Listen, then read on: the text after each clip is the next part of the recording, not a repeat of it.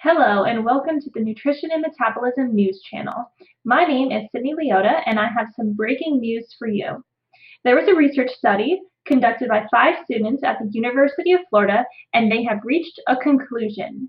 They answered the question, what is the best food or supplement to boost your metabolism and make it as efficient as possible? Let's get into the methods for this research study. Each researcher asked 3 individuals for 3 questions they had about nutrition and metabolism. There were 75 questions in total, and the most frequently asked question was identified. After combing through all of the questions, the researchers discovered that the question that was asked the most was what food can boost your metabolism. It was asked 4 times. As you can see on the screen, there are some other topics that were asked multiple times, but none quite as frequent as the first. The compound that the researchers found boosts metabolism is resveratrol. To explain, I'm going to enlist the help from some of the researchers themselves. On the next segment, we have Mike, a field reporter, showing us where to find resveratrol and what it is. After that, we're going to have Miriam, a scientist, explaining the mode of action in the body. And then we will have Kieran, another scientist, giving us some warnings and counter evidence of the compound. Finally, Essence, my coworker, will be closing out the news report.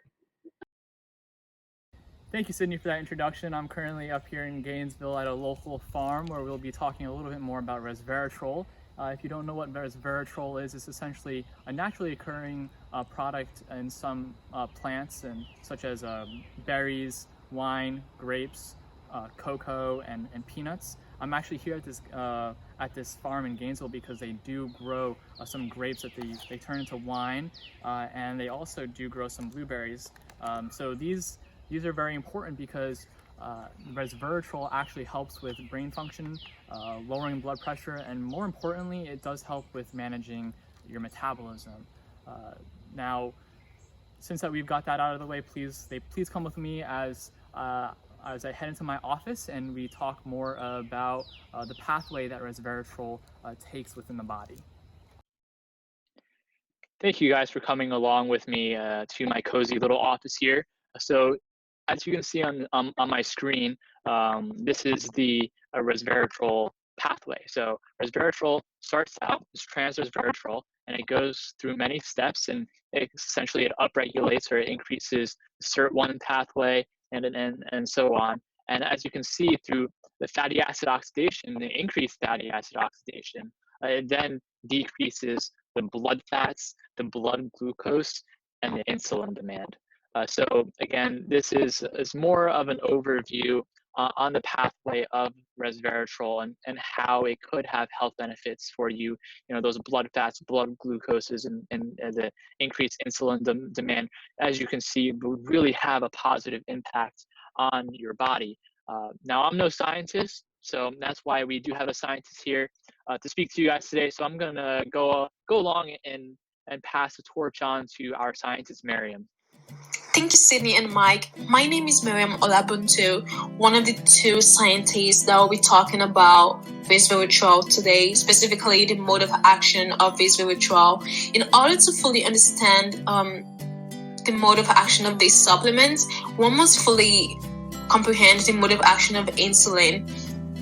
So the mode of action of insulin is such that it enables it to control the metabolism of an individual, and it goes like this. So insulin binds to receptors that possess tyrosine kinase activity, and when insulin sensitivity is decreased, tyrosine kinase activity also significantly decreases, which has a negative impact on metabolism. So this receptor induces autophosphorylation, that increases its affinity towards intracellular substrates responsible for major cellular pathways like the P13 pathway. So this pathway is specifically involved in several metabolic effects carried out by insulin, such as glucose transport, glycolysis, glycogen synthesis, and insulin-dependent protein synthesis. We can say that these are all integral steps in determining an individual's metabolic status. So if this pathway is in any way, shape, or form disrupted, this is when supplements like resveratrol comes into play, and will be used to induce insulin signaling in people showing signs of low insulin sensitivity. So the goal is to maintain insulin sensitivity in order to prevent insulin resistance, which can be a precursor to several metabolic syndromes. Thank you so much. Now I'm going to pass the torch on to the second scientist, Kieran Johnson. Thank you, guys. Thank you, Miriam.